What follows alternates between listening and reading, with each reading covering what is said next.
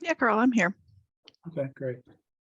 So I just alerted everyone it's time for public comment. We're only a few minutes off from our stated time. All right.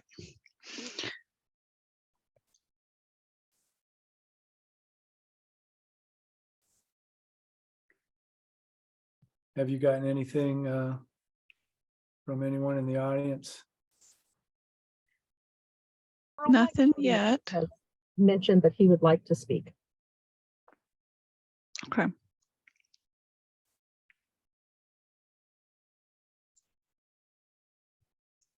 I didn't catch that, Michelle. Who did you say? Mike Toady Oh, with Mike. OHA.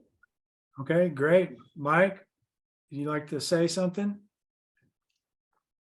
Yeah, thanks, Dr. Winter, and all of you again for your time and commitment to OCRF and conservation and recreation here. So Mike Toady, Conservation Director with Oregon Hunters Association, and just I heard was able to listen in on your discussion around projects and that, and it's always I've been in your seat a number of times on a number of different committees where you make those difficult choices about where this line falls with funding, and so I appreciate the complexity and the challenges with that. And I can also tell you, as an applicant, OHA has been on both sides of those lines in the past there, and it's as an applicant, when you're the next one right below the line, it's like, you know, it's pretty aggravating, and the first thing you're tempted to do is look at those ones above the line and go, we think we're better than them.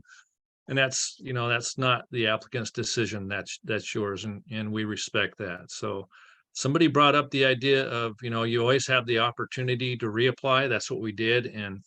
And we came out better this time, just how it was. And we're really excited to continue some work on some projects. And we're part of the coalition that's really evaluating safe wildlife crossings in that Bend to Subtle Lake country there too, and pouring a lot of time and energy into that. So looking forward to reporting back to you on that.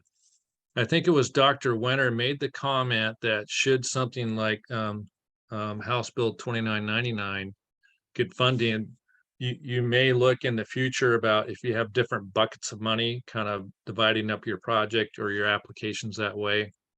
I think there's pros and cons to that, just as one of your applicants. Some of that is broader based, like with your drought funding that comes in, and others that are very specific might actually help you kind of alleviate that challenge of kind of going through all those project evaluations. So once again, I just wanted to say thanks and give you those kind of comments and thoughts from one of your applicants.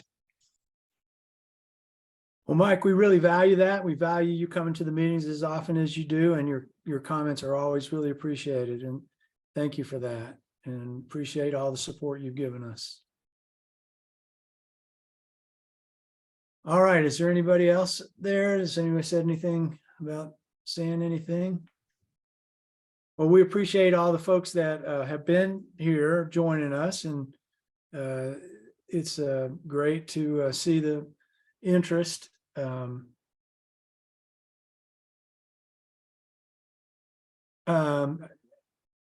Let me see, what was I going to say?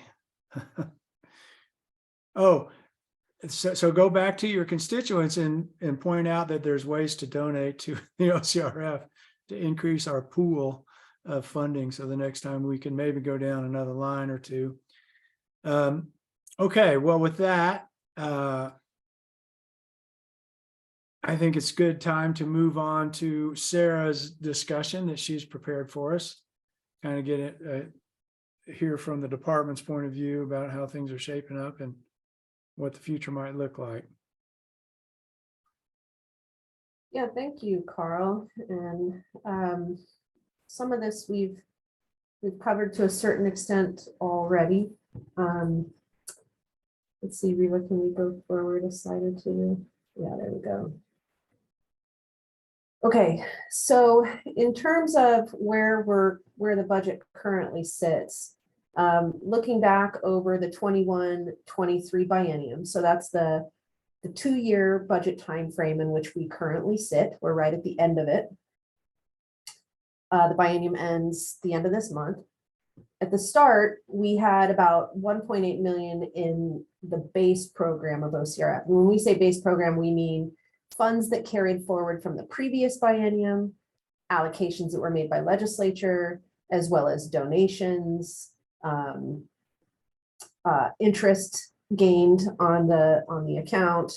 And so we were looking at about 1.8 million at the start. We have, now that you've approved projects, you know, I've got really rough whole numbers here. So I think with the projects that you just approved, we're probably looking at about 50,000 remaining in that base program. But I have some good news in that I am going to be able to recover the coordinator's salary, restore the coordinator's salary back into the base program with some leftover general fund that I have in Habitat Division here at the end of the biennium. So the base program funds that went to pay for Charlotte, that are paying for Riva, are going to get restored here as soon as I can get the paperwork done. So that puts another, let's say 200,000, a little bit more back into the account. So we're looking at a remainder going into the 23-25 biennium in the base program of somewhere around 250,000. That might be a slight underestimate, but I think for the purposes of today's conversations, that's close enough. Sarah, thank you so much for that. I appreciate you doing that. That's a big deal. That makes a difference for us in looking and moving forward. So thank you for the effort to. Oh, yeah. Yep, Yeah, we're getting creative and doing everything we can here. And then, of course, as Commissioner Labhart also mentioned, we will continue to have some amount of incoming revenue associated with donations that'll be incrementally being added back into that base program as well. If you'll recall, we also received 5 million in the 2021 drought package from legislature. Between the last RFP and the one you just approved projects for, I think we're somewhere around having obligated about half of that. So we're going into the 23-25 biennium with something around 2.5 million in drought funds from the 2021 package. And then we were also given $1 million in federal funds that were associated with COVID relief, what we've been calling the ARPA funds, and those came in. And we immediately obligated those in our RFPs. And so those are pretty well spent down to zero. So we're really, aside from 250,000 in the base program, what you're carrying forward into the 23-25 biennium of existing funds is really that drought package. So then think about the conversation we just had, which you could go to the next slide, Riva. Assuming the 1 million in general fund goes forward, that's going to be another $1 million under that sort of doing drought related projects. And then we'll see what happens with the connectivity funds. So, you know, doing the math and maybe setting the connectivity funds aside, probably looking at somewhere around 3.5 or 3.75 million in the OCRF fund, related either to base program, small amount for base program, and the rest drought funds. Comments or questions on that? Those are really kind of like whole numbers, not down to the penny accounting for you all, but I think it's just simply to frame up the conversation we're going to have about sort of where do we go from here. Well, Sarah, I just said that's really encouraging. I really appreciate your effort to, use some of the general fund money from the department to support the position so that we keep the grant funding available to the extent that we can like that. So it's fingers crossed on the budget money, but it's really encouraging to see we could be going into the next biennium with not quite 4 million committed, or committed might be not too strong a word, but 4 million expected. And then maybe some more with the wildlife corridor or the end of session funding package. So feels like we're in a relatively good place. Yeah, and I should just for the record, say that the general fund that I had access to was a one-time general fund amount that was given to the department for the startup of Habitat Division in the 21-23 biennium. I wish I had a discretionary general fund available to me going into the next biennium. However, I do not. So with those one-time allocations, it's good to make these kinds of moves, but I wouldn't anticipate being able to do that next year. Right. We'll take it, Sarah. Thank you. I know, right? Do what you can when you can. We will take it. Mark Labhart. So Sarah, help me understand now, the OCRF coordinator position. We've been funding that, and I see Tim's online here, but we've been funding that out of the Wildlife Foundation funding. Where is that fitting into this 3.5 million that you're just talking about?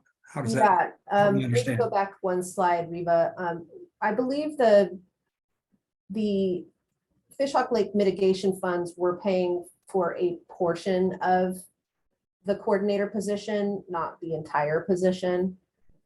So it was a combination of base program and Fishhawk Lake mitigation. Going into this next biennium, we haven't made that decision yet. I think we have enough base program to fund the position out of base program. We are really trying to leave the Fishhawk mitigation funds for the rainy day situations when we do not have enough funds to sustain the position any longer out of base program. I think that's just smart forward planning until we're at a place where the position funds or legislature decides to fund the position as part of our agency-based program. So that's tentatively, that's my plan going into the 23-25 biennium, is to pay for the position costs out of probably a combination of base program and drought funds. Okay, thank you. That clarifies it for me. Thanks. Before you change that slide, I just wanted to point out to everybody, if you go to that first column, it adds up to just about $8 million. If you take out the remainder, which is about 2.75, and then you add back in the 1.4 million we've raised and spent from the private sector, the OCRF has put on the ground in the last 2 years $7 million for conservation and recreation in the state. So good job. Nicely done. I think that's hopefully going to be the way forward here. So that's not a small number. It's been worth all the effort to do it. It just, looking at those numbers made me realize what the outcome has been. So hope you all take that home with you. Yeah, thank you, Carl. And I think that's the kind of, we'll have our biennial report coming up soon, and those types of accomplishments are going to be really great storytelling for us. Tim Gresseth, I do see you are on here. Did you have anything to add about the components that are held or that we partner with you on as it comes to the donations? No, other than to say that the Fishhawk mitigation funds are all in T-bills, so they're earning some interest. It's a laddered T-bill model, and so the funds are actually generating a positive return, which is excellent. And the nice thing about T-bills as well is that they're as liquid as they can be. And so if and as you decide you need access to those dollars, they're almost immediately available. So that's a good thing. And in the meantime, they're generating a little bit of a return. So that's good. That's all I'd add. Thanks. We really appreciate our relationship and partnership with the Oregon Wildlife Foundation. Thank you. Yeah, Tim, thank you for husbanding that money that well. I mean, I think that's a really smart place to put it. That's probably making close to 5% right now. And that's not chump change. So thank you for that. Any other questions on the budget? I can't remember what my next slide is, Reva. Okay, next line. Okay.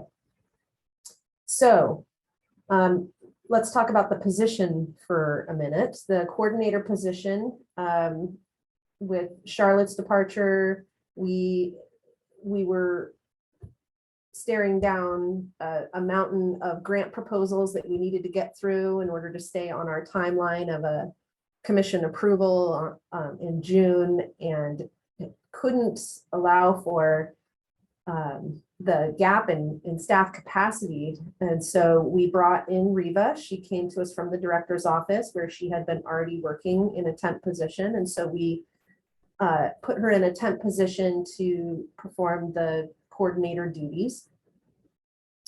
The thing about temps is they're only given a certain number of hours that they can work in a calendar year. And we are going to hit that hour limit with Reva at the end of this month. And so we are in this funky place of not knowing. We're pretty sure that the position will be approved in the budget, but we can't quite hire until we know that it is going to go forward. And when positions change from being limited duration, which is what Charlotte was in a limited duration position, when it changes from being a limited position to a permanent position, there's usually a few months delay or lag time as Department of Administrative Services removes the old position and installs the new one, and then there's the recruitment process. So normally in a normal biennium, what you would do is you would extend the limited position while you're recruiting for the permanent, but this temp and the hours restriction on Reva makes it so we're likely going to have a little bit of a gap here. I'm still working with our HR, but I'm kind of in hopes that they'll help me come up with some sort of creative solution where we can keep Reva on, keep the position filled all the way through the establishment of the permanent position. But barring that solution emerging, we may be in a position where we have a vacant coordinator position for a few months here. For that reason and the next reason, I am going to recommend we pause the fall RFP. And my next reason is that we also we're looking at our administrative rules that we have. Shristi, you have your hand up. Oh, you can maybe continue. I don't know if this question makes sense here, but my question was, if the budget is approved, let's say, all our stars align and the budget gets approved before end of session, does the situation with the temporary versus permanent position still hold, or it kind of resolves itself? Oh, you all will, your eyes are going to roll back in your head with this bureaucracy. So just bear with me. What we would have to do is recruit to fill the limited duration position that Charlotte was in. Have Reva apply for that. And she would compete against other people, hire someone into that limited duration, and it would only exist for the 3 months until the permanent position was established. Gotcha. Okay. So it's a bit of a nightmare there, but I'm putting as much weight and muscle into finding a solution as I can. So administrative rules. So Sarah, Yeah. before we move on to there, so we're really looking at a potential of Reva being done June 30th. What does that do to the projects we've just approved in terms of kind of getting them all or administratively set up and all of that? Yeah, we're gonna have to either limp along or have a delay. That's not ideal. Right. And that's what I'm conveying to, some of this is out of our control. It's sort of dealt with at the Department of Administrative Services, but that is what what I am communicating is the need to find a solution to this so we don't have a gap. Yeah. Okay. Along with the projects that were just funded, I'm sure there'll be ongoing, administrative work with existing projects who submit invoices, reports, or updates, and want to get funding back because they've Right. spent it, need to access it. can you call it a different temporary position? This is temporary position, a special one. I mean, make up the name, but I would love to. I'm all about making things up as I go, but I mean, I could potentially fly another temp. I just would have to train up somebody brand new. You know, Is there a possibility of utilizing the Forest Accord individual for any of this? that's how we would have to limp along, but keep in mind that that whole project and that coordinator is going 200 miles an hour toward an October RFP for Mm. millions of dollars, Yeah, including administrative rules and all of the buildup of that grant program. So there's not much capacity there, but that is how we would have to at least handle existing contracts. okay, well, that's, And this is just for the sake of full transparency, so you know that where we are in the process and the potential for a gap, but I am doing my best to try and prevent that. At the same time, we need to be looking at our administrative rules. We did receive some feedback from Department of Justice that some of what currently lives in our expenditure framework and some of what currently lives in our request for proposals should probably be in administrative rules, with that goal of increasing transparency for the public so that the public has a clear understanding of the OCRF grant review process and the criteria by which grants are evaluated. That will also help bring it into alignment with the way the private forest accord OARs are being written and the way our other grant programs OARs are written. So I think for the sake of increased transparency for the public, we're looking to do that. It also gives us an opportunity to get clear on how we want to move forward on special projects. I think there's been a little bit of gray area for us there in terms of how special projects come forward, who can bring them forward, how do we kind of communicate the opportunity to bring special projects forward to the public while still encouraging people to go through the competitive process. Do we want to allow special projects at all? So I think there's still some discussion that this group needs to have on that topic, and that would be something that we would then clarify in rule. And so our goal had always been to do a revision, fairly minor, but an important revision to the administrative rules. And that is started to look more and more like a December commission meeting agenda item. But it would come before you for discussion and agreement or recommendation to the commission prior to the December commission. And so I think between the uncertainty around the position, the need to revise those administrative rules, which I would like to do before the next RFP, I'm recommending that we pause the fall RFP to allow for those things to take place, which I think also gives us an opportunity, which is kind of maybe where I hand off a bit more to you, Carl, gives us an opportunity. If we're not busy running an RFP this fall, might we have an opportunity to think collectively about where we want to be going on things like monitoring and performance measurement. Are we as a program being successful? How do we want to measure success for ourselves? What's our communication strategy? I know there's been a lot of work on this to date thus far. There's been a working group or subcommittee talking about communication strategy. So maybe we could really make some hay in that regard. And then I think also it's a good opportunity to revisit fundraising and what that looks like for OCRF. Where does the capacity for that come from? Really, get really strategic on purpose and strategy with regard to fundraising. So,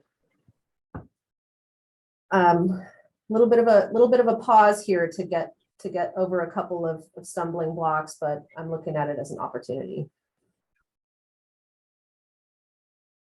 yeah, so Sarah had proposed that idea of the pause to us, to me and Mauricio earlier. And I think it's the only way forward, really. We just can't do it without a more definite staffing situation. Kelly, you had your hand up? Yeah, no, I was just gonna say that it seems like the right thing to do, being that there are all these new ones coming on and that there's maintenance of the ones that are existing, that it does seem right to definitely pause, at least for the fall. And I do like the idea of sort of revisiting some strategy and monitoring and performance stuff. So I think those are all good things. There's some really interesting things going on in the chat right now too. Y'all might want to. Yeah, I would just really second Tim's idea and Sarah's embracement of it, of a way to contract somebody short-term, especially just to help with the maintenance of what's going on. I'm comfortable pausing the RFP, but I can just see that there's a lot of day-to-day work that, you know, Riva and Charlotte and ODF and W contracting staff all do to keep things moving forward. So that Tim's idea seems great to follow up on if it's possible. It totally sounds great. That is like a drop out of heaven. All of a sudden showing up there as an idea. So yeah, let's try to move something like that forward. Liza Jane, you had something? Well, I was getting giggy. I was seeing the chat as well, but back to the pause and the reasons for that. I often say daily, go slow to go fast. And I think this is a really good opportunity to do that. And Carl, to your point of how much work in such a short amount of time that this committee has done, that itself kind of owes a little bit of pause and reflection and regathering to see how we keep it up and how do we keep going. And so, yeah, one door closes, lots open. And I support Sarah's idea to take a little bit of time this fall and the summer to get some of the planning, the strategic planning, all that kind of stuff that I often resist because I want to get things on the ground. But I think this is important. I think this is a good time and I support doing that as long as we can tend to what we've already done, which is the work that's underway and the work that we just funded. If we can keep that going, then I think these other things would be great to spend time on. Thanks for those great ideas and concepts, Liza Jane. I really appreciate it. Appreciate your comments. Jane Hartline. Tim proposed something in the chat that is very interesting. And this might not mean that we can go ahead with the RFPs, but it will at least not pause the work on the existing contracts. And that is that perhaps Oregon Wildlife Foundation could have a contract with OCRF and the coordinator could be paid through that as a different mechanism. So I don't know if that's possible, but it certainly is worth investigating. I'd love it. I would love for that to happen. And I think, Tim, whatever we got to do to make that, or at least explore that with Sarah and all the people that know that kind of thing, that may be the way forward. Because I'm with Jane. I don't want our current projects to be all of a sudden they can't send in a funding request or they can't get the project on the ground because there's a delay. We really got to keep that going in the background, and that background work done by the staff in the past, we just didn't really notice it was going on, but it was. So it's critical that we do that. And my whole concern about this pause is we have momentum. We have momentum in the OCRF. We spent a lot of money in good places, and we don't want to lose that. But to Liza Jane's point, we can go slow to go fast. I think a short pause, like one RFP, can help us tee up better things in the future and do what we are doing better and more efficiently and more equitably. And so I look forward to that. It will still be work. We still are going to meet. In my vision of moving forward is we need to continue meeting. We need to talk. We need to explore a lot of different things. One of the things, if we're able to have a staff person to sort of set the stage for that monitoring piece that we've talked about, but really haven't actuated,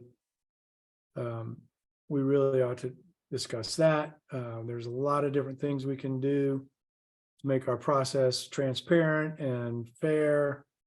So I think there's a lot of opportunity moving forward. Jane, do you have something else, or is your hand just still up? Okay. All right. So, okay, so everyone has heard the idea of pausing an RFP and the reasons why.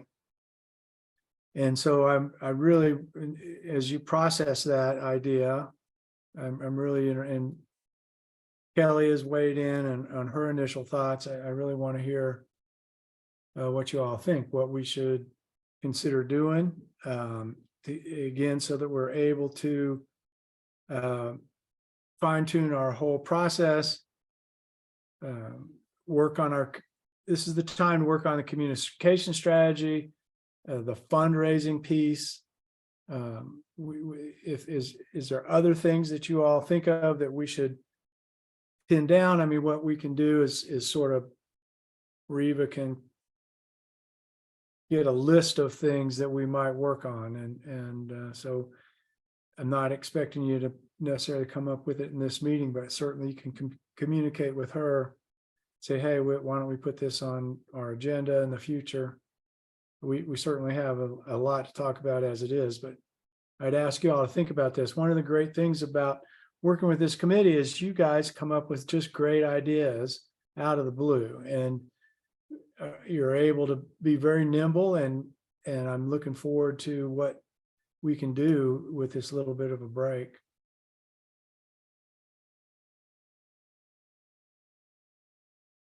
Liza Jane? Thank you, Carl. Do I understand correctly that we will not have Reva for a July meeting? Unless Sarah is able to figure out a mechanism to do that, or if we're able to work something out with the Wildlife Foundation. Okay, I was just thinking of meeting logistics, agendas, all the keeping the ball rolling person, Yeah. Carl. I understand that. I'm willing to do, I mean, I think for us to get together, I mean, I'd have to find out about Sarah and there's probably a lot of administrative hoops we have to jump through for the public and all of that. I think if we had it depends on what the sort of substance of the agenda is, and how much administrative work it would take to prepare for that, or is it more of a conversation? I think if it's more of a conversation and kind of a planning session, that's something that Habitat Division, we can still host that. We can pull together staff to host that.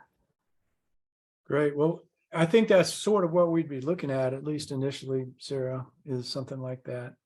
So maybe you and I can get together before maybe in the next week or two and try to pin something down. Again, I don't want to lose momentum. I mean, we can take a break. We could skip a month meeting, and it may be if we're not really able to sort of put something together for July, or then we can have a meeting in August. But Sarah and I will work on figuring out the best way to do that.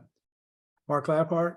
Yeah, I'll take a chance to jump in, Carl. I would think if the group's okay, you as chair, working with Sarah and maybe Tim and anybody else could have a work behind the scenes, not do this here, but work behind the scenes to see if we can keep the ship afloat as we move through this process, because there's things that we got to get worked through here. So I think you as chair with Sarah and maybe Tim and others could work on something that could possibly come to fruition. I always believe there's a pony in every room, so we just got to find it. Just got to dig through it all to find it. Mark Stern? Yeah, well, I'd second what Mark Laphart had to say there. I'm also looking at the calendar and thinking out loud. The first Monday in July is July 3rd, which is right between a Sunday and a federal holiday on the 4th. I don't know if that means we're going to try and meet on the 3rd, or if we might bump it to the 10th. But thinking out loud, I think at that point we might have at least some initial feedback from a potential special session on where the budget's likely to land if it hasn't landed already by then. And also maybe Reva would have a chance to do some of that legwork to set up for the meeting in July before she times out at the end of June. That's a good thought. I think it would be important. We should have a lot more idea of what's actually happening in July, and maybe wait until the 10th. It may be clearer by the 10th than it is on the 3rd. And so let's tentatively, unless there's a problem with that, let's tentatively say we're going to meet on the 10th. And then Sarah and I will get together and figure out the possibilities and how to orchestrate that. Is there any problem with moving it from the 3rd to the 10th?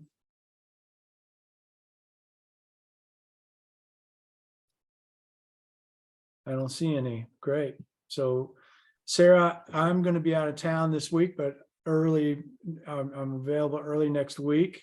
So if you want to look at some times and maybe send them to me, you and I can meet and we can try to get something rolling here in the next little bit.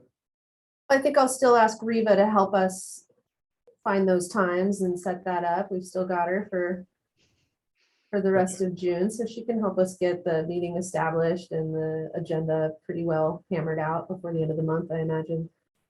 Great. Yep, can't kick me out just yet. I'm happy to step in and plan the meeting for July for you all. And Kick you out at fingers all. crossed, position will get extended, and maybe we don't have to worry about this for a few more months, but we'll see how it goes. But I'm really hoping to keep working with you all, and hopefully things get extended. So Reva, maybe that then again, that first part of next week, see if Tim and Sarah, if we can kind of coordinate a meeting. That'd be great. Mhm. Liza Jane? Thank you. Do we vote on this, Carl, of doing this? If we don't have to, how do we let folks know that we would make a pause so there wouldn't be an RFP? great question. Good question. I don't know if we have to vote on that. I mean, we certainly could. I think we would be updating the information on our OCRF web pages. Yet another thing for Reva to do. So at the moment, because I did get a few questions from folks, when's the next RFP opening? And after talking with Sarah, it sounded like there might be a little bit of a pause. It wasn't going to necessarily be opening up in the fall. At the moment, it says, please come back at a later time to check on the when the next RFP will be opening.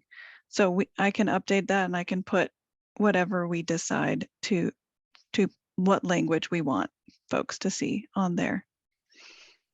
Blame it on the legislature.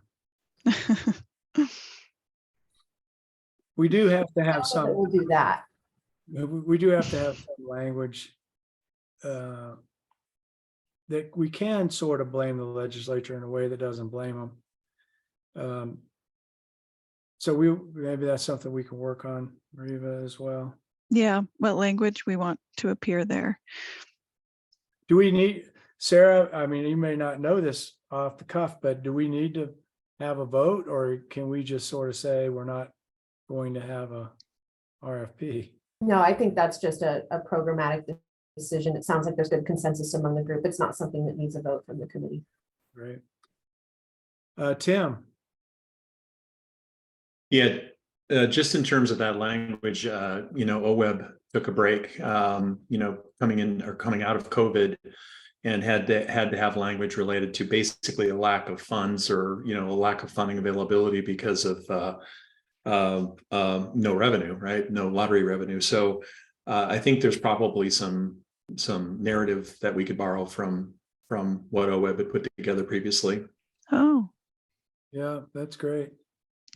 Yeah, and I would just say we're not under any sort of statutory obligation that we're not meeting either. Like I think our administrative rules say something like we may, or we we'll do at least one a year, I think is what it says. And so we've definitely checked the box in terms of our minimum requirements. And so I think whatever we put on the web will say, maybe it's like an under construction, graphic that says, we're doing a lot of work, strategic planning, we're pausing, we'll be back with an RFP in early 2024. Just something that gives folks some sense for when. Yeah, we got to keep that message really positive. It's got to be a positive spin. And again, so we keep our momentum. Liza Jane? I was just thinking about the fundraising piece and talking to your legislature or making donations and saying we were taking a pause to build up funds because we get so many great proposals. We want to fund them all. So, dig in your pocket and help us out. Love it. Write it up. Send it to Reva. Yes, please. Okay, well, that's a lot for y'all to digest. I again look forward to having these discussions with you all. I think we have such a great committee and so many good thinkers and ideas moving forward that it's going to be a good, productive period for us. See that Shristi has her hand raised? Who's that? Shristi. Yes, Shristi does. Hi, so my question is more, I guess, technical budget wise for ODF&W, and maybe Sarah, this may be a question for you, because this is the second year, I believe, that we had a separate POP for OCRF in the ODF&W budget. And my understanding is after 2 years of subsequent ask and being funded, it can become part of ODF&W's core budget moving forward. Is that right? Or from next biennium, do we still have to ask for a separate POP, or can it be part of ODF&W's sort of main budget moving forward? That is a good question. I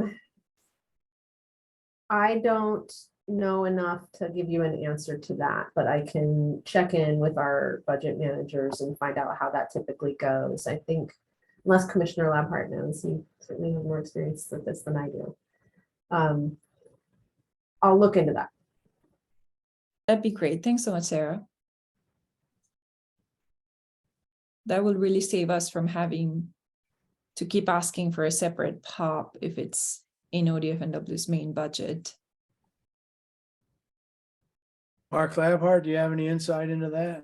I do not, but I'm sure staff does. So yeah, I can't remember whether it's two. Once it becomes two, it goes to a regular base budget or not. So I don't want to speculate. It's hard. No, that's worth looking at. Because that's another thing for us to talk about is, and I mentioned this to Greg Mintz, we need to have a more clear way forward in terms of funding and not have it be this every biennium sort of scrambling around. We've been very fortunate and things have worked out for us, but we really do. And to be thinking about the next biennium, we need to unofficially start thinking about that now and figuring out ways to solidify a reasonable funding stream for us, so it isn't this last minute sort of stuff. That's just more to discuss.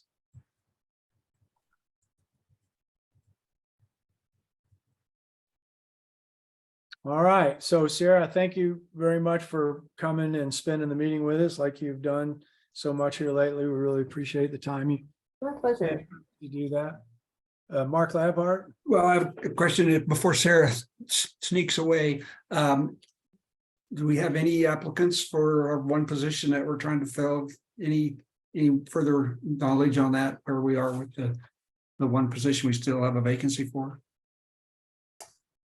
Are you referring to this, not the OCRF coordinator? No, our OCRF advisory committee member, we've had. Oh, yes.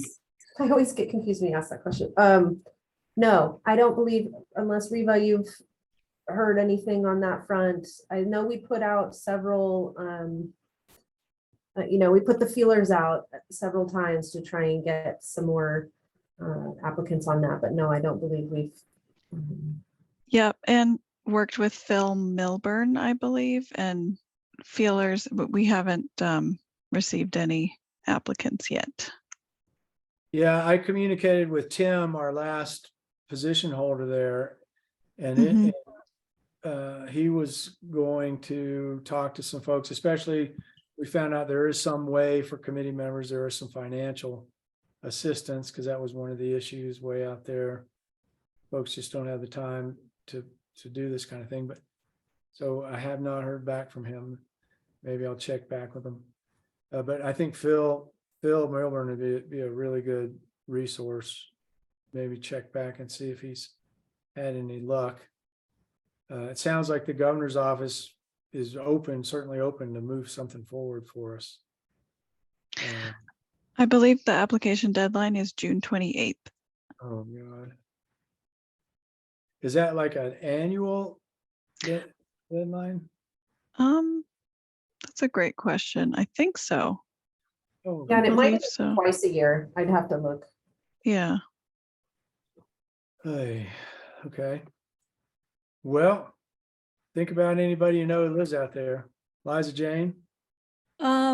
Question, we had some really great applications with OWEB for the Oregon Ag Heritage group, and there was somebody down there that actually lived in Boise, but their whole work was in Nissa, Ontario Vale, that country. I think they were some kind of biologist, but really impressive. And we couldn't appoint them because they didn't live in Oregon. And I'm wondering if this group has that limitation as well. Yes, we do, because Okay. we had a board committee member who moved to Vancouver, Washington, and that disqualified him. So Okay. He had to stop. So, Well, I pledged to work on it. well, thank you, Liza Jane. We need Yeah. we need that representation. Yep. I'll get back to Tim and see what we can come up with. All right, so that's a lot for us all to chew on.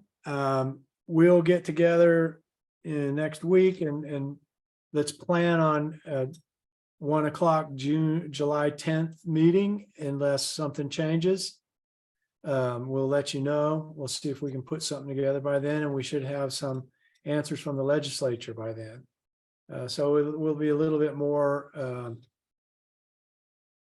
educated about the future for us, and we'll do what we can do to keep the momentum going. And so once again, thank you all for the work you did on this round of projects. I'm really proud of that. I go back and look at it. I've looked at it 10 times this morning, just thinking how happy I am that we're able to fund those particular projects, and want to keep doing it in the future. So let's do what we got to do.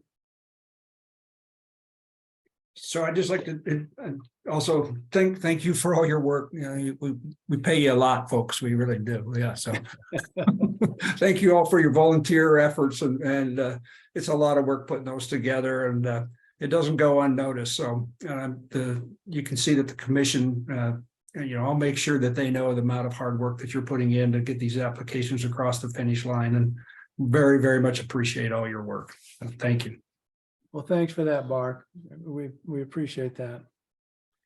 Well, okay. I think we've covered all the issues that we needed to talk about today. And unless anyone has any parting comments, I think we can adjourn.